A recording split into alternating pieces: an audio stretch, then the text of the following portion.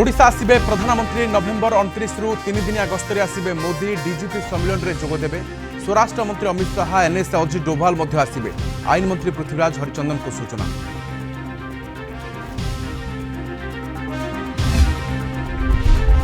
ओरेरा अध्यक्ष पद छाड़े सिद्धांत दास छाड़ा पूर्व 3 मासर नोटिस देथिबा सूचना। 2020 जुलाई रे मिलिथिला अध्यक्ष पद। 2025 जुलाई जाए थिला सिद्धांत दास को कार्यकाल। केउ कारणरो पद छाड़ुछंती स्पष्ट होइनी।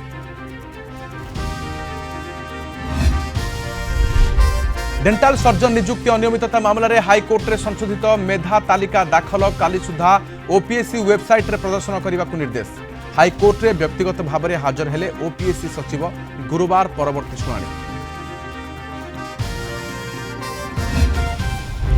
भुवनेश्वर एयरफील्ड थाना लवणगिरी रे सुना चेन लुट घटना रे डेमो देखाइला मुख्य अभियुक्त। बखाणिला क्राइम बेलर पूरा कहानी। 400 सीसीटीवी जांच पर झारखंड धरा पड़ा किल्लर लुटेरा राजू नायडू।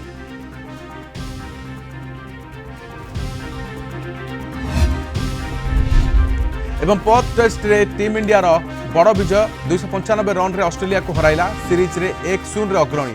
2 इनिंग्स रे मोट 8टी विकेट नेले बुमरा, जयसवाल एवं विराट को शतक रे बाजी मारिला भारत।